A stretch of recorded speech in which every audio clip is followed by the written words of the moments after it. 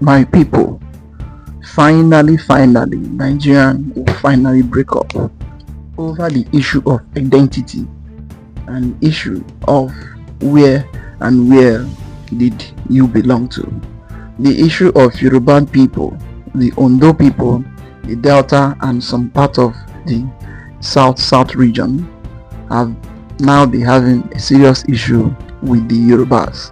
Why the Yoruba people, they are now in confusion.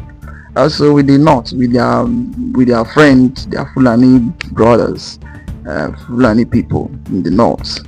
Where did the Igbo belong to, and who is the Igbos among them?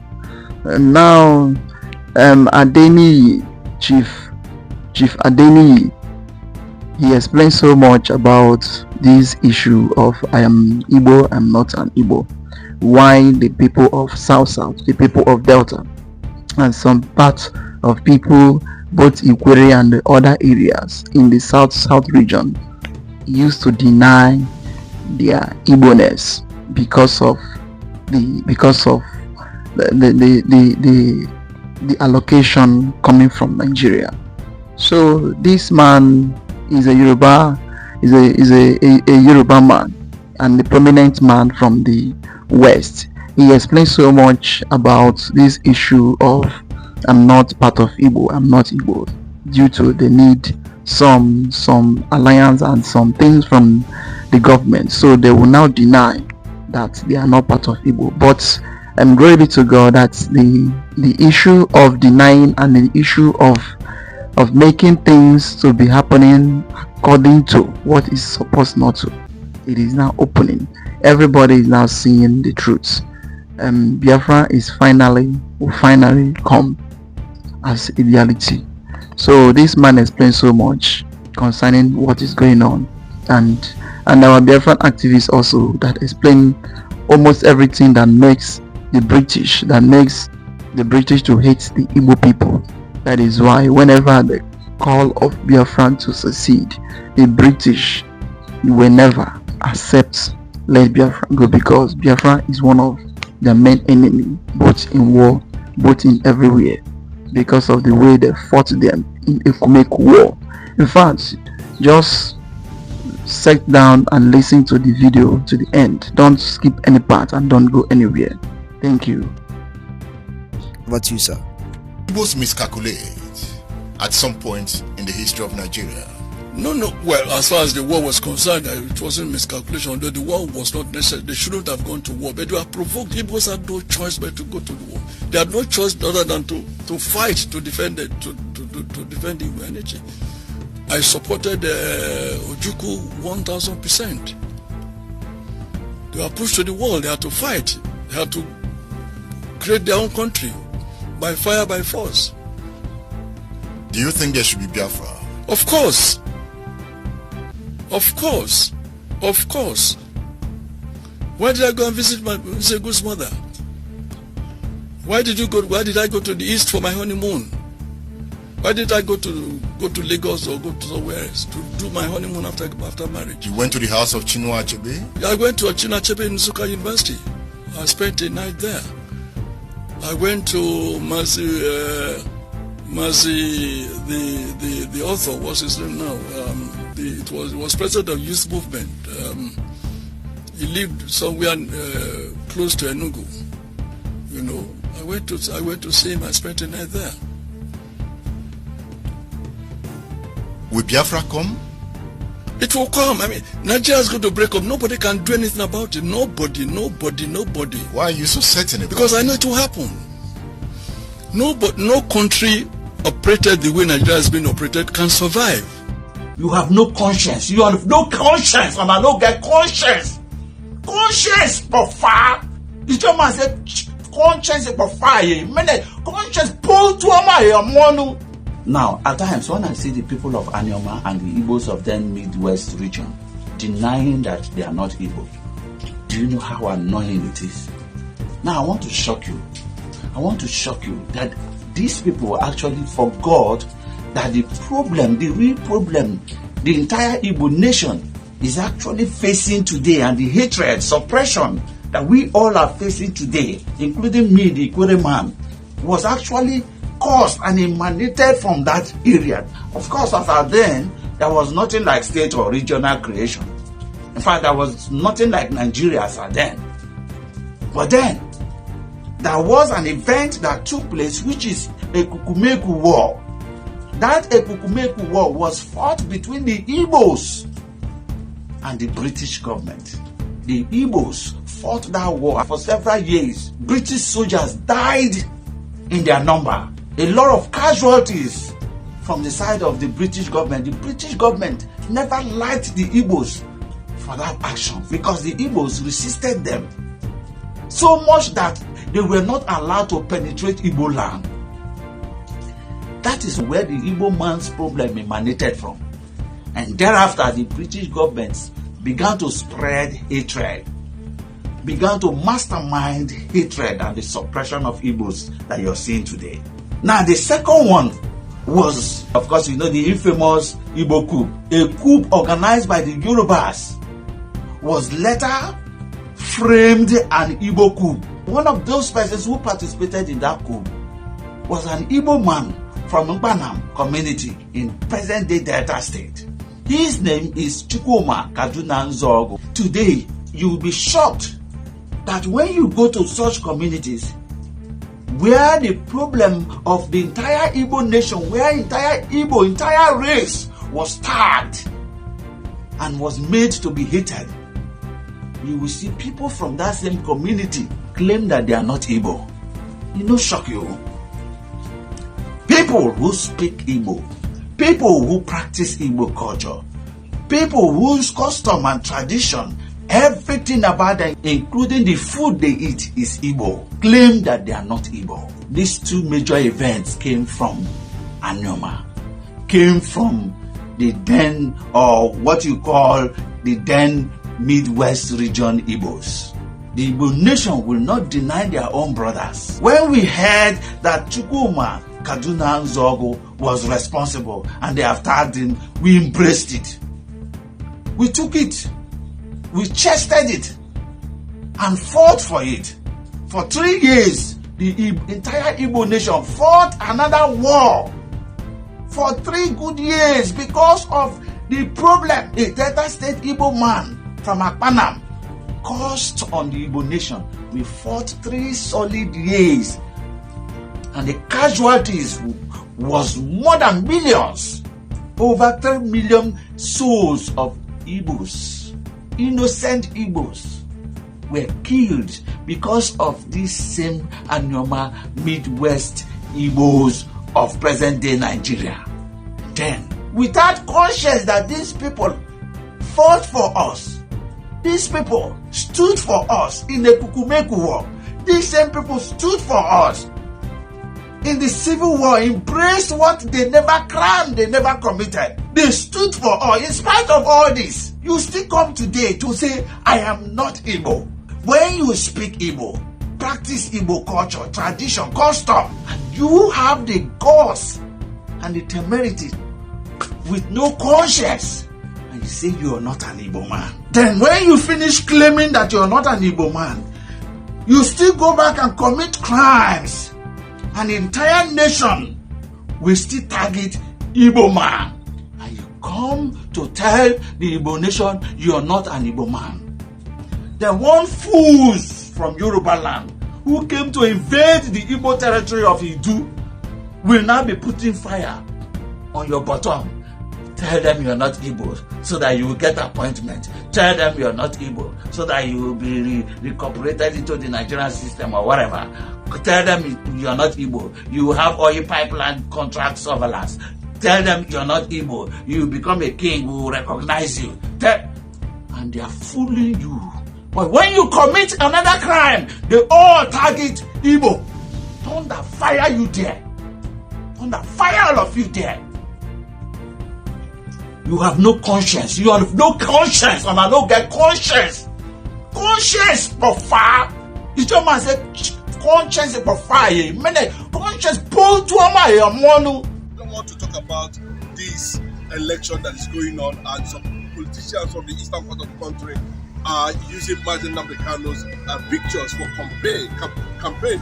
Unfortunately, that's quite condemnable. But what we're talking about this morning is the unification of the Igbo communities, the Igbo tribes. The re-engineering of our identity has come to a global, limelight. And it's becoming very significant. And according to revelations, we are hearing that Ondo, part of Ondo are also Biafrans, like the king of the Obi of Onitsha, made it very clearly that Ilefe, was actually founded by the Igbo people, before the infiltration started. So the truth is that they founded Ife, they founded the Idu kingdom, and these things are part of what we are fighting now. But if you look at how we got to where we are today, where the indigenous people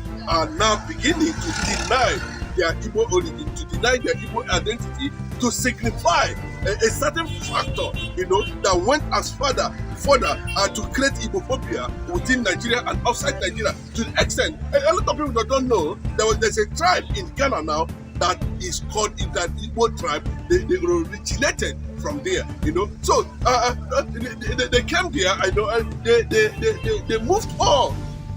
They established themselves there. That's the nature it is. But when you're talking about the indigenous people, the progenitors, where they are geographically naturally located, the Igbos currently now are over 85 million in population.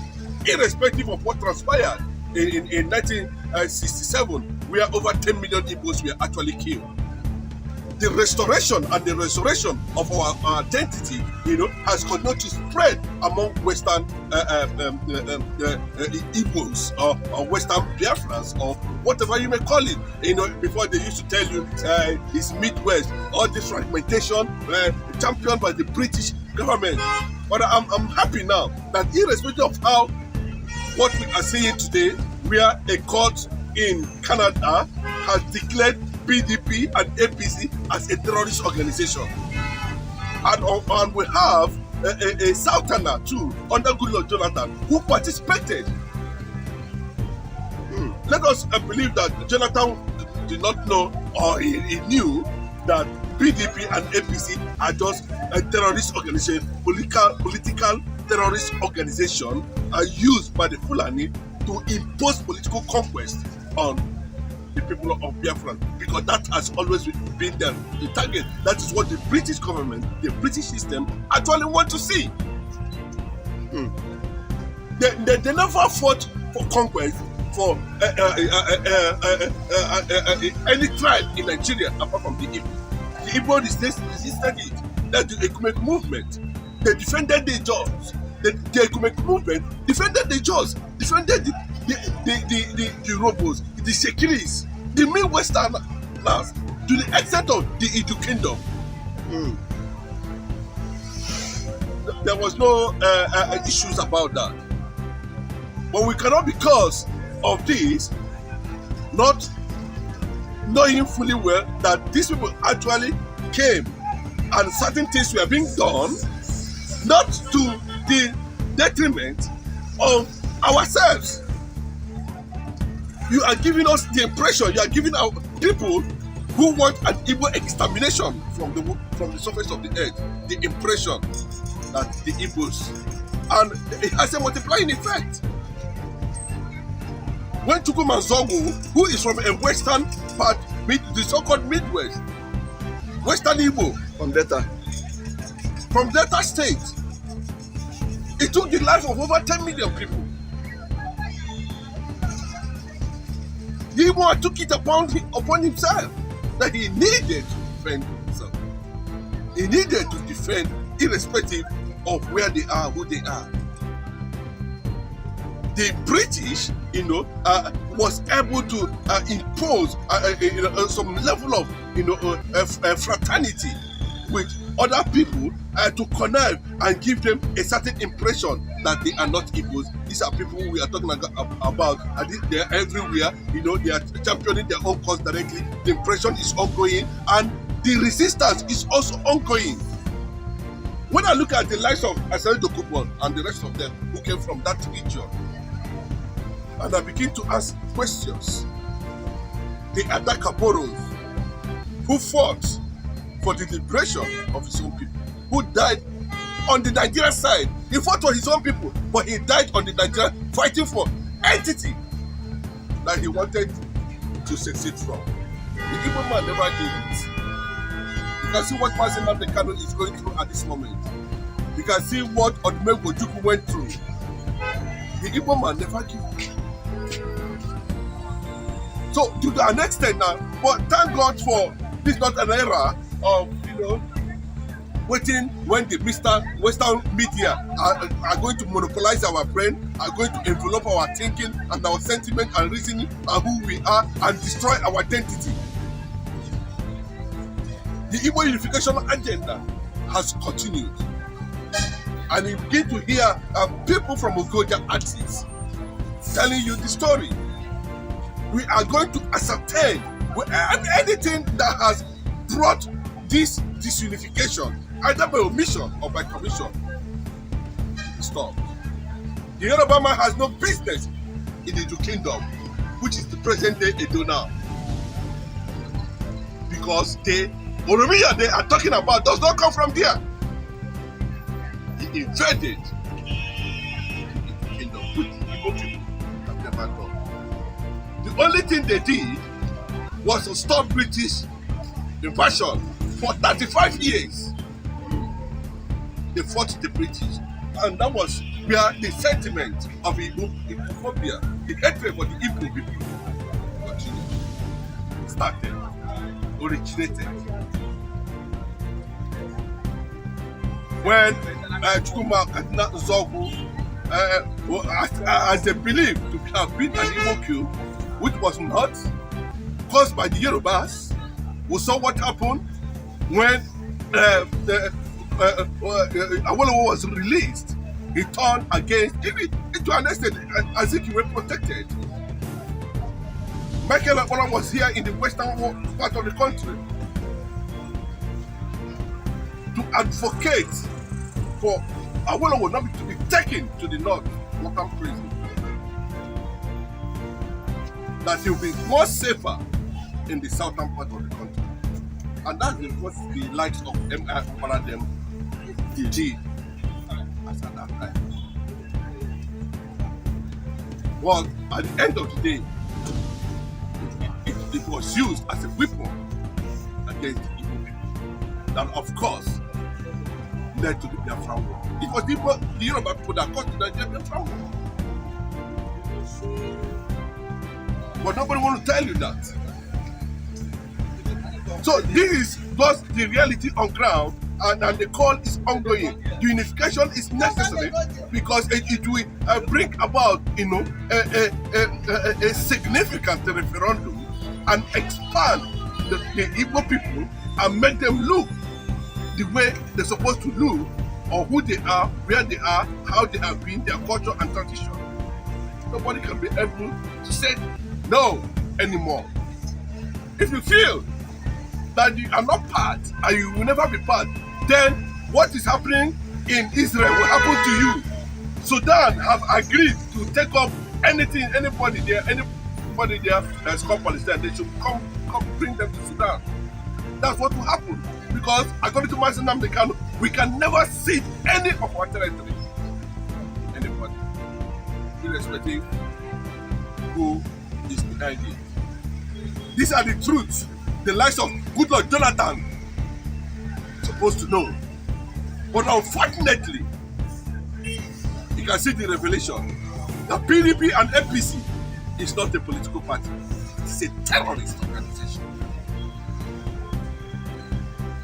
They have gone to an extent, or even imposing political conquest on the entire Biafran land. And that is what we are seeing today. If you had come from Mazi Nnamdi Kanu, they would have said, no, is it? But you can trust a Canadian court to have done that. We must take up this responsibility the Igbos in Ondo should take up that responsibility. Igbo is the umbrella that houses over 250 ethnic dialects. If you go to some states today, In Benue State. in Biafra land, just one state for an example, you have multiple languages. Then how come and the German will say it is? And when it was the Ekumeku War, the Igbos defended them. When it was a Chukumanzog or something, the Igbo defended them. The Igbos in Benue, the Igbos in Kogi Cross River. should understand this very clearly. And what I'm saying in this is it has come to that point of reality because the decision of the Western world, the global world, we don't know what it is going to result any time from now because I hear it very clearly. You know, that a lot of things were being discussed as a result of Trump, Putin visit, meeting, conference in Alaska. That is it, my people. They have explained everything concerning the Igbos in Nigeria and the reason why all this thing is happening. So I would like to hear your comment down below. Like, subscribe and share it to go around the world for everyone to see the truths and the things happening between Nigerian and the Igbo, between Nigerian government and the Biafran government. Thank you for watching.